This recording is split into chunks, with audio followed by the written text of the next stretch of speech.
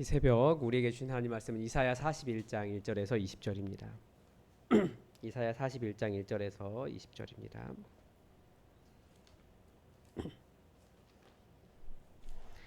우리 하나님의 말씀을 다 함께 읽겠습니다. 섬들아 내 앞에 잠잠하라. 민족들아 힘을 새롭게 하라. 가까이 나아오라. 그리고 말하라. 우리가 서로 재판 자리에 가까이 나아가자. 누가 동방에서 사람을 일깨워서 공의로 그를 불러 자기 발 앞에 이르게 하였느냐.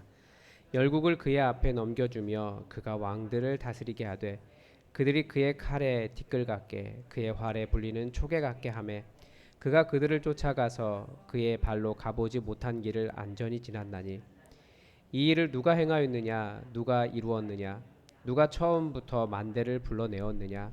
나 여호와라. 처음에도 나요 나중에 있을 자도 내가 곧 그니라. 섬들이 보고 두려워하며 땅끝이 무서워 떨며 함께 모여와서 각기 이웃을 도우며 그 형제에게 이르기를 너는 힘을 내라 하고, 목공은 금장색을 격려하며 망치로 고르게 하는 자는 매질꾼을 격려하며 이르되 땜질이 잘 된다 하니 그가 못을 단단히 박아 우상을 흔들리지 아니하게 하는도다. 그러나 나의 종도 이스라엘아, 내가 택한 야곱아, 나의 벗 아브라함의 자손아, 내가 땅끝에서부터 너를 붙들며 땅 모퉁이에서부터 너를 부르고 내게 이르기를 너는 나의 종이라. 내가 너를 싫어하고 두려워하지 말라. 내가 너와 함께함이라. 놀라지 말라. 나는 내 하나님이 됨이라. 내가 너를 굳세게 하리라. 참으로 너를 도와주리라. 참으로 나의 의로운 오른손으로 너를 붙들리라. 보라, 내게 노하던 자들이 수치와 욕을 당할 것이요 너와 다투는 자들이 아무것도 아닌 것 같이 될 것이며 멸망할 것이라. 내가 찾아도 너와 싸우던 자들을 만나지 못할 것이요 너를 치는 자들은 아무것도 아닌 것 같고 허무한 것 같이 되리니, 이는 나 여호와 너의 하나님이 내 오른손을 붙들고 내게 이르기를 두려워하지 말라. 내가 너를 도우리라 할 것임이니라. 버러지 같은 너 야곱아, 너희 이스라엘 사람들아, 두려워하지 말라. 나 여호와가 말하노니 내가 너를 도울 것이라. 내 구속자는 이스라엘의 거룩한 이니라. 보라, 내가 너를 이가 날카로운 새 타작기로 삼으리니 내가 산들을 쳐서 부스러기를 만들 것이며 작은 산들을 겨같이 만들 것이라. 내가 그들을 까부른즉 바람이 그들을 날리겠고 회오리 바람이 그들을 흩어버릴 것이로되 너는 여호와로 말미암아 즐거워하겠고 이스라엘의 거룩한 이로 말미암아 자랑하리라. 가련하고 가난한 자가 물을 구하되 물이 없어서 갈증으로 그들의 혀가 마를 때에 나 여호와가 그들에게 응답하겠고 나 이스라엘의 하나님이 그들을 버리지 아니할 것이라. 내가 헐벗은 산에 강을 내며 골짜기 가운데 샘이 나게 하며 광야가 못이 되게 하며 마른 땅이 샘 근원이 되게 할 것이며, 내가 광야에는 백향목과 시띠나무와 화석류와 들감람나무를 심고 사막에는 잣나무와 소나무와 황양목을 함께 두리니 무리가 보고 여호와의 손이 지으신 바요 이스라엘의 거룩한 이가 이것을 창조하신 바인 줄 알며 함께 헤아리며 깨달으리라. 아멘. 네. 오늘 하나님께서 이제 섬들아, 민족들아, 뭐 그러면서 뭘 하고 있냐면 재판 자리로 소환하십니다. 부르시는 거죠. 재판 자리로. 먼저 섬들아라고 이야기하는데 이게 주변 해상 강국들입니다. 오늘 본문은 굉장히 좀 전혀 논쟁이 되지 않는데 논쟁적인 본문이 되어 버렸습니다. 왜 그러냐면 이 한국을 동방이라고 이야기하면서 이 한국이 이스라엘보다 위대한 나라, 특히 그러다 보니까 이 말씀을 가지고 오늘 본문을 가지고 한국에서 이단들이 그렇게 많이 나와서 여기가 동방이고 그래서 하나님께서 부른 사람이 나다라고 말하는 이단들이 많이 나왔습니다. 그 근거 본문이에요. 섬들아, 우리 그런 얘기 많이 들어봤잖아요. 이스라엘하고 우리나라라고 문화가 비슷하다. 그렇다고 해서 우리나라가 이스라엘은 아니거든요. 그리고 섬들아라고 이야기하는 게 이게 뭐 일본이랑 뭐 인도네시아랑 이런 섬들 이야기하는 거라는데 그런 말이 아니고 이건 지중해 그 강력한 해상 무역을 하던 그런 나라들을 이야기하는 겁니다. 그러니까 성경을 너무 그 뭐라고 할까요? 비유적으로 해석을 하다 보니까 우리나라 위주로 아주 이기적으로 해석을 하다 보니까 그런 이단들이 많이 나왔는데 말도 안 되는 얘기입니다. 그냥 섬드라라고 하는 것은 지중해 해상 그 이스라엘 위쪽으로 이렇게 있는 지중해 해상 무역 강국들을 이야기하는 거고요. 민족들의 힘을 새롭게 하라. 그 많은 민족들을 이야기하겠죠. 어떻게 하라는 거예요? 한번 나와 봐라. 그리고 말해라. 우리가 서로 재판 자리에 나아가자. 어떤 재판이겠습니까? 가까이 그렇게 나아오라는 게 하나님께서 재판으로 소원하고 있는데요. 보통 앞에서 40장에서 계속 이야기한 것은 모든 신들은 다 우상이라는 거예요. 즉 해상 강국들 그리고 많은 승리했다라고 살아남았다고 하는 민족들 그들이 자기들의 신들이 진짜 신이다. 여호와는 나라가 무너졌기 때문에 죽은 신이다라고 말하는데 한번 힘내서 나와 보라는 거예요. 재판 자리에 가까이 나아가자. 그러면 하나님의 재판은 어떤 방식으로 이루어질까요? 하나님의 재판 방식은 첫 번째는 전쟁입니다. 당연히 전쟁에서 이기면 되겠죠. 그런데 하나님은 그런 식으로 하지 않으세요. 물론 그 부분도 있습니다. 그 부분도 있지만 또 다른 신들과는 다른 게 있어요. 전쟁을 해서 승리해서만 하나님이 아니라는 거죠. 40장에서도 보았다시피 잃어버린 백성 다 하나님을 버린 당신의 백성을 사랑으로 끌어안으시고 다시 그들을 회복시키기 위해서 끌어안고 머리에 어깨에 이고 그렇게 양떼같이 모아서 그들을 안전하게 건너게 하시는 사랑의 하나님의 모습을 통해서도 하나님의 재판 방식을 볼 수 있다는 겁니다. 나중에 뒤에 보면 나오는데 다 없어진 줄 알았는데 우리는 자녀들이 다 죽은 줄 알았는데 도대체 어디에서 이렇게 하나님의 백성이 나타났는가라고 고백할 정도의 놀라운 일이 일어날 것이라는 거예요. 하나님은 그렇게 하나님 되시는 겁니다. 그래서 먼저 이야기하는 것은 하나님의 대답은 이 전쟁의 상황입니다. 2절에 이제 누가 동방에서 사람을 일깨워서 공의로 그를 불러 자기 발 앞에 이르게 하였느냐. 이게 동방에서 여기가 이제 문제인 거예요. 우리나라 이단들이 자꾸 그 동방이 우리나라라고 이야기하고 그 동방에서 온 사람이 자기들이라고 이야기해요. 대표적으로 누구냐면 박태선이라고 다 아시죠? 전도관에. 제가 찾아봤더니 지금도 박태선을 그렇게 따르면서 뭐 제목이 그렇더라고요. 동방의 의인을 기다립니다. 그러니까 박태선이 자기를 누구라고 이야기하냐면 이긴 자, 감람나무, 영모, 그 영적인 엄마, 그 다음에 동방의 의인 이렇게 이야기했습니다. 그것을 그대로 신천지 이만희가 따다가 자기가 감람나무, 이긴 자, 동방에서 일어난 사람, 뭐 동방에서 일어난 말씀을 전하는 사람, 뭐 이렇게 이야기하든가 그렇습니다. 그러니까 이게 말도 안 되는 거죠. 이게 지금 어떤 본문이냐면 제가 지금 연구하고 있는 부분인데요. 이게 그냥 그대로 우리는 성경 제2이사야가 쓴 것이라고 생각이 되지만 이 내용이 어디에서 나오냐면 지금 누가 동방의 사람을 일깨워서라고 되어 있는데 동방이 어디겠습니까? 바벨론의 동쪽을 이야기하는 겁니다. 여러분 보시기에 동쪽이 아마 지도상으로 보면 바벨론이 여기 있으면 이쪽이 동쪽입니다. 근데 이 동쪽에 누가 있냐면 페르시아가 있습니다. 그러니까 바벨론을 무너뜨리고 페르시아에 고레스가 일어나거든요. 45장에서는 정확하게 하나님의 기름 부음 받은 종 고레스라고 이야기합니다. 근데 기름 부음 받은 종이란 뜻이 무슨 뜻입니까? 메시아란 뜻이에요. 자꾸 사람들이 이스라엘 밖에 있는 사람, 더군다나 페르시아 사람을 메시아라고 부를 수 없기 때문에 그렇게 이야기하지만 성경은 분명하게 구원자 메시아라고 이야기를 하고 있습니다. 고레스에 대해서. 이런 문맥 속에서 그런 거예요. 그러니까 동방에서 사람을 일깨워서 45장까지 계속해서 가면서 이 이야기하는데 감춰놓으면서 이야기해요. 그 사람 나타날 것이다. 그 사람 나타날 것이다. 그 사람 나타날 것이다. 그 사람이 고레스다. 그렇게 이야기하는 것이 45장입니다. 그런데 사람을 일깨워서 공의로 그를 불러. 이 부분이 그 고레스가 바벨론을 점령하고 난 다음에 자기의 업적을 드러내기 위해서 찍은 원통형 토기가 있습니다. 그 내용에 보면 지금 그 고레스의 신은 마르둑이라고 하는 신이거든요. 근데 그 마르둑 신을 앞세워서 이 모든 것을 했다라고 해요. 공의로 자기를 부른 사람도 마르둑이라고 이야기하고요. 그러니까 이전 바벨론을 심판한 얘기죠. 근데 자기 발 앞에 이르게 하였으며 이런 말도 나옵니다. 그 사람들이 자기 발 앞에 꿇어 엎드리게 했고, 그리고 열국을 그의 앞에 넘겨주었고, 이게 다 마르둑이 했다라고 되어 있어요. 그가 왕들을 다스리게 했으며. 계속 질문 던지는 게 뭡니까? 사람들은 계속 누구라고 이야기하냐면 마르둑이라고 이야기하는데 성경은 계속해서 그거 마르둑이 한 것이 아니고 누가 했느냐 이 이야기하는 거거든요. 결국 여호와 하나님께서 그를 부르셔서 이런 일을 했다라고 말하는 것이 제2사야서가 그것들을 다 반대하는 말입니다.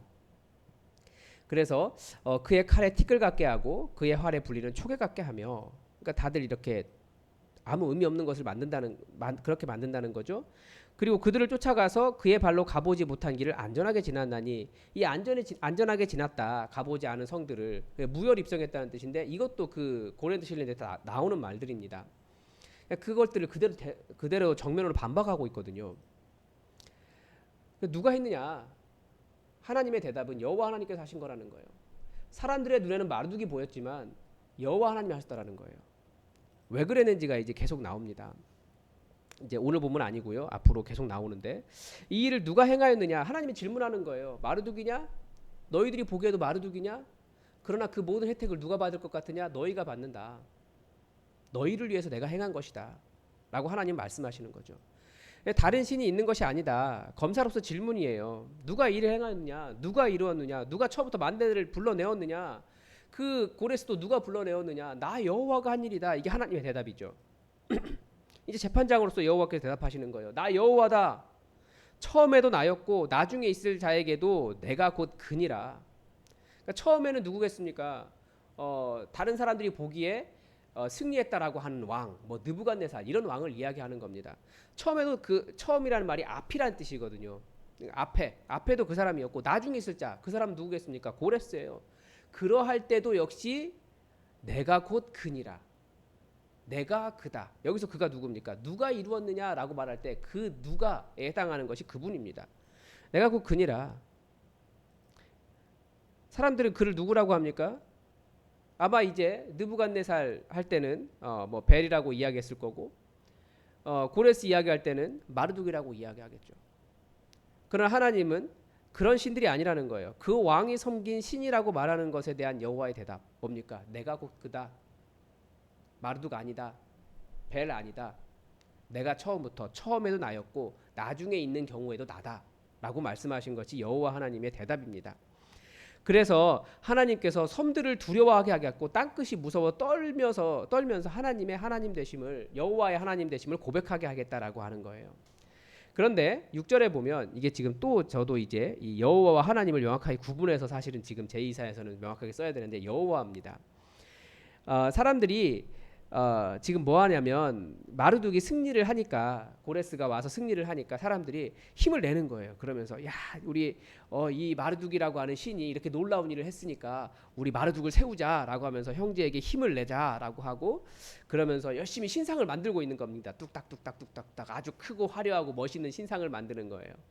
그래서 금장색도 잘 우리 해보자라고. 그러니까 목공은 우리가 정말 정성스럽게 만들자 그러면서 나무를 자르고, 금장색을 또 격려하면서 잘 두드려서 금을 입혀라라고 말하고, 매질꾼은 또 격려하면서 이거 정말 잘 떼워진다라고 말하고, 또 그거 넘어지지 않도록 못질 막 하면서 우상을 흔들리지 않게 하고 있다라는 거죠. 뒤에 나보면 또 무슨 의식이 나오냐면 이제 그 신상을 메고 가는 의식이 나와요. 조롱을 하죠. 왜냐하면 그거 들기에, 사람도 들기에 무겁고 짐승에게 괜히 무거운 짐을 지워줬다, 그렇게 조롱을 합니다. 사람들은 그 신이 승리했다고 생각하고 그것이 진짜 신이라고 생각해서 그런 우상을 세우는데 전부 다 가짜라는 거죠. 그냥 웃기는 일이에요. 그냥 어차피 나무고 혼자 서지도 못하고 혼자 움직이지도 못하고 그런 신인데, 그런 신상인데 그렇게 하더라는 거죠. 그러나 나의 종 너 이스라엘아, 내가 택한 야곱아, 나의 벗 아브라함의 자손아. 하나님과 이스라엘의 관계를 보여줍니다. 하나님과 이스라엘은 그들을 신으로 섬기는 것이 아니라는 거죠. 분명한 차이를 가지고 있더라는 거예요. 나는 땅끝에서부터 너를 붙들고 땅 모퉁이에서부터 너를 부르며, 그러니까 어느 곳에 있든지 한 곳에 우상이 딱 거기에 머물러서 그때만, 그러니까 마르둑이 고레스가 이야기할 때 마르둑을 앞세워서 이동했다고 하는데 마르둑이 갈 때마다 자기를 승리하게 했다라는 내용이 들어있거든요. 그게 아니고 하나님은 어느 곳에서든지 장소와 시간을 넘어서 세상 어디에서든지 당신의 백성을 버리지 않고 택하고 너를 불러서 나의 종을 삼을 것이다. 나의 종이 된다는 것은 무슨 뜻이겠습니까? 여호와 하나님의 하나님 되심을 드러낼 존재로 이스라엘을 사용하시겠다라는 거예요. 그러면 그 우상들이 승리했다라고 하는 모든 상황을 뛰어넘어야겠죠. 그 일들을 보여주십니다. 약속하십니다. 다 하나님께서 내가 너를 택하여 실어버리지 아니하였다. 얼마나 사랑하셨는지 보여주십니다. 그러면서 두려워하지 말라고 그럽니다. 내가 너와 함께하겠다. 놀라지 말라. 나는 내 하나님이 됨이라. 두려워하지 않을 이유가 무엇입니까? 내가 너와 함께하기 때문이다. 놀라지 말아야 될 이유가 무엇입니까? 나는 너의 하나님이 되기 때문이다. 내가 너를 굳세게 하리라. 참으로 너를 도와주리라. 이것이 하나님께서 하나님의 백성에게 약속하신 내용입니다. 왜냐하면 여호와 하나님도 이 온 땅에 내가 진짜 신이다. 여호와 하나님을 모르는 이 땅에 내가 진짜 신이다 라고 드러내야 되는데 그 일을 감당할 사람이 누굽니까? 여호와의 이름을 가지고 있는 하나님의 백성들 이외에는 누구도 할 수 없는 일이에요. 그래서 우리 그리스도인들은 반드시 그리스도인들이 할 수 있는 일, 그리스도인들의 일들을 해야 됩니다. 그것이 복음을 전하는 일이고요. 제가 계속해서 복음의 전체 성경의 구조를 설명해 드린 이유가 그것 때문에 그래요. 우리는 여호와 하나님의 하나님 되심을 드러내야 될 사람들이거든요. 100년 전에 이 땅을 생각해 보십시오. 또 신천지 얘기했는데 신천지가 자꾸 한기총을 공격하잖아요. 한기총이 한국 교회를 대표하나요? 한기총의 역사를 보면 절대 그렇게 이야기할 수 없습니다. 한기총은 죄송하지만 정치 집단입니다. 태생이 그래요. 언제 생겼냐면 유신 제3선 개헌할 때 박정희 대통령이 3선 개헌할 때 그때 박정희 대통령을 지지하기 위해서 생긴 모임이 한기총입니다. 이건 역사적인 사실이에요. 그런데 신천지가 한기총을 공격하면서 한국교회를 대표하면서 한기총에 속한 목사님들, 물론 이제 많은 목사님들이 속해 있지만, 근데 그 목사님들의 흠을 드러내면서 자꾸 공격을 하잖아요. 근데 그런 게 우리가 해야 될 일이 아니라고요. 그분들이 말하는 것처럼 이상한 얘기하고 또 단지 믿기만 하면 구원받는다. 그래 나는 구원받았기 때문에 뭐 그 이외에 나쁘지 많이 하잖아요. 한기총 뭐 회장 되려고 뭐 40억씩 쓴다 뭐 이런 이야기 나오고. 그래서 요즘 한기총을 해체해야 된다라고 더 말을 많이 하지 않습니까? 그리스도인이 해야 될 일은 뭐냐면 여호와 하나님의 하나님 되심을 드러내는 겁니다. 그렇기 때문에 그분이 나를 얼마나 사랑하시는지도 드러내야 되고, 또 그렇기 때문에 그 사랑 힘입어 내가 나를 사랑하는 것도 해야 되고, 그렇기 때문에 그리스도인들이 다른 사람보다 더 뛰어난, 사랑하는 사람을 뛰어넘어서 사랑하기 어려운 사람마저도 사랑하는 사랑을 보여야 되는 거고, 이 온 세상이 죽어가고 있는 것에 대해서 그리스도인들이 회복시켜줄 사명이 있는 거예요. 왜냐하면 하나님께서 그 일을 하시는 것이니까 우리도 같이 하는 거죠. 그래서 두려워하지 말아라. 내가 너와 함께한다. 놀라지 말아라. 나는 내 하나님이 됨이라. 내가 너를 굳세게 하리라. 참으로 너를 도와주리라. 참으로 나의 의로운 오른손으로 너를 붙들리라. 이스라엘이 사실은 굉장히 어려웠겠죠. 돌아가자라고 말하니까 다 버리고 가야 되고 그 광야도 지나가야 되고 목마르고 힘들 텐데 과연 갈 수 있을까? 또 돌아가면 그 황폐한 땅에서 어떻게 다시 살아날 수 있을까? 두려워했겠죠. 그런다 내가 너와 함께함이라. 나는 너의 하나님이 됨이라. 내가 너를 굳세게 하리라. 참으로 너를 도와주리라. 이게 하나님께서 약속하신 내용입니다. 그리고 반대로 내게 노하던 자들, 그러니까 너의 적이죠. 이스라엘의 적들에게 적들이 수치와 욕을 당할 것이고, 너와 다투던 자들이 아무것도 아닌 것 같이 될 것이다. 멸망할 것이다라고 가르쳐 줍니다. 그래서 여호와의 백성의 대적에게 원수를 갚아주실 것을 가르쳐 주십니다. 12절에 내가 찾아도 너와 싸우던 자들을 만나지 못할 것이다. 한기총 얘기를 괜히 한 게 아니었군요. 네. 그 한국 기독교를 대표할 수 있는 것, 이미 한국 기독교는 100년 전 선교 초기부터 어떤 모습이었습니까? 가난한 사람들을 돌보고 학교를 세우고 독립운동을 하고 이런 것들이 기독교의 모습이었어요. 그러니까 한국 기독교를 대표하는 것은 한기총이 아니다라고 하는 이야기, 혹시 신천지가 듣고 있다면 정확하게 기억했으면 좋겠습니다. 왜 이 이야기 하냐면 오늘 본문이 신천지에 관한 그 신천지 동방 이야기도 하고 있지만, 신천지가 이야기하는 동방 이야기도 하고 있지만, 사실 우리 교회는 그 성시화 운동 본부에도 알려져 있고 정부에도 세무서뿐만 아니라 그 시청에도 고유 번호를 가지고 있습니다. 그런데 아무도 우리에게 공문을 보내지 않아요. 이 말은 무슨 말이냐면 아무도 우리를 신경 쓰지 않습니다. 다른 교회들 가보면 교회에 코로나 상황에 공문이 몇십 통씩 왔어요. 그래서 교회에 공문이 붙어 있어요. 이렇게 방역수칙 지켜라. 모든 교회가 다 받았더라고요. 근데 우리는 한 번도 안 받았어요. 근데 우리를 기억하는 건 신천지밖에 없습니다. 신천지는 계속 보내요. 이 말은 무슨 말이냐면 신천지가 우리를 주목하고 있다는 말처럼 보여요. 신천지가 듣거든 가세요. 예. 네, 그렇습니다. 12절에 내가 찾아도 너와 싸우던 자들 만나지 못할 것이다. 대적을 완전하게 소멸시켜 주시겠다라고 하시는 말씀이고요. 그리고 13절에서 이는 나 여호와 너의 하나님이 내 오른손을 붙들고 내게 이르기를 두려워하지 말라. 내가 너를 도우리라 할 것임이라. 이것이 하나님께서 당신의 백성을 도우시겠다는 여호와 하나님의 약속입니다. 그래서 버러지 같은 너희 야곱아 너희 이스라엘 사람들아, 굉장히 말이 표현이 그렇지만 이스라엘이 그만큼 연약하다는 거예요. 그런데 여호와 하나님께서 도우시면 그들이 어떻게 되겠습니까? 15절에 보라는 거예요. 이가 날카로운 새 타작기로 삼을 것이다. 그러니까 이가 이렇게 막 많은 타작기 있잖아요.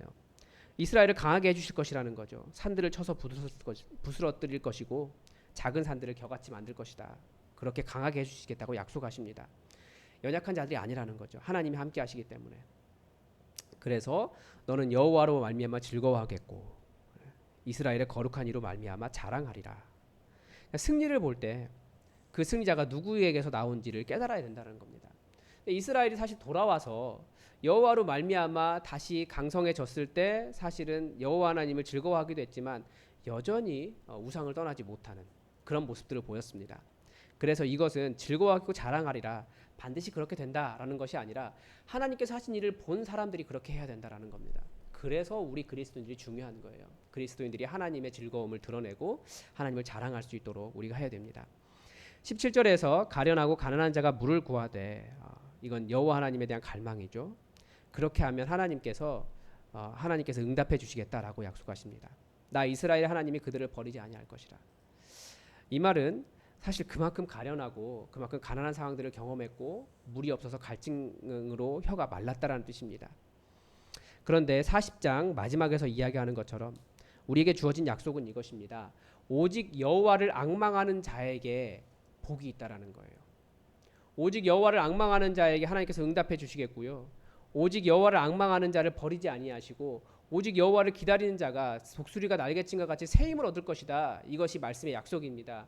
버러지 같고 가난하고 가련하고 광야를 지나면서 목마르고 그것이 그리스도인의 인생이기도 하지만 반면에 하나님은 계속해서 내가 너를 붙잡아 주겠다. 여호와의 하나님 되심 전쟁에서뿐만 아니라 사랑하는 아버지로서 자기의 백성을 돌보시는 그 모습을 통해서도 거기에서도 우리는 여호와의 하나님 되심을 경험할 수 있다라는 겁니다. 그리고 더 중요한 게 있습니다. 무엇이겠습니까? 본문이 가르쳐주는 것. 하나님은 당신의 백성을 위해서 여호와의 새로운 세계를 창조하신다라는 거예요. 헐번산에 강을 내고 한 번도 그런 일이 없었다라는 거죠. 광야가 못이 되고 마른 땅이 샘 근원이 되고 어떻게 이런 것이 가능하겠습니까? 광야에 나무들로 가득 찰 것이다. 근데 무리가 보고 이것을 뭐라고 이야기하냐면 이것이 여호와께서 지으신 바요 이스라엘의 거룩한 이가 이것을 창조한 바인 줄 알며 함께 헤아리며 깨달으리라. 제2이사야서를 제2의 창세기라고 이야기합니다. 왜 그러냐면 창조에 대한 이야기가 많이 나와요. 다시 창조하겠다. 내가 다시 만들겠다. 없으면 내가 만들어서라도 다시 창조하겠다. 왜냐하면 내 사랑하는 백성이 내 땅으로 돌아오고 거기에서 나의 영광을 볼 수 있다면 나는 그들을 위해 새로운 길을 내고 새로운 물을 내고 그들에게 새로운 창조를 하겠다. 그리고 그렇게 만들어진 너희가 곧 내 손으로 만든 새로운 창조물이다 라고 말하고 있거든요. 그러니까 돌아온 이스라엘 백성들이 새로운 창조물이에요. 하나님의 창조물. 함께 깨달으라는 거죠. 근데 무엇을 깨달아야겠습니까? 여호와 하나님께서 당신의 백성을 위해서 이런 창조를 하신다는 거예요. 그런데 신약 성경에 오면 창조가 다시 내가 만들었다라고 말하는 것이 두 가지가 있습니다. 하나는 뭐냐면 하나님의 백성, 지난주 설교에서 봤던 것, 에베소서 2장 10절에 나왔던 이 그리스도인들이 새로운 인종이에요. 하나님께 창조하신 그리스도인들 완전히 새로운 인종이에요. 똑같지 않습니다. 우리는 다른 사람들이에요. 하나님의 백성. 그리고 또 하나는 하나님의 교회. 포이에마, 내 작품이다. 내가 만들었다. 그러니까 예수님의 사건을 통해서 하나님께서 다시 만드신 것이 있다면 하나님의 백성들과 하나님의 교회입니다. 그러니까 저와 여러분, 이미 우리는 하나님의 새로운 피조물이에요. 그러니까 이스라엘 백성들이 그 바벨론 땅에 돌아와서 하나님을 자랑하지 않았을 때, 하나님 영광을 보았지만 자랑하지 않았을 때 그들은 여전히 그냥 없어져야 될 사람들이 되었지만, 그리스도인들도 마찬가지입니다. 우리가 왜 우리를 다시 만드셨겠습니까? 하나님을 드러내라고, 여호와의 그 진짜 하나님 되심을 드러내라고 우리를 불러주셨습니다. 그래서 우리가 말씀 붙잡고 이 재창조의 결과물인 우리들이 하나님의 창조의 능력이 얼마나 강력한지 우리가 이 땅에 잘 보일 수 있었으면 좋겠습니다. 여러분 계속해서 또 기도하시기 바랍니다. 성령님께서 머물게 하시는 부분이 있으실 거예요. 오늘은 특히 힘을 주시는 말씀이 있는데 우리가 그 말씀을 붙잡고 여러분 간절히 기도하실 때 분명히 하나님께서 하나님을 기다리는 자, 앙망하는 자에게 응답하실 줄 믿습니다. 여러분 기도하시기 바랍니다.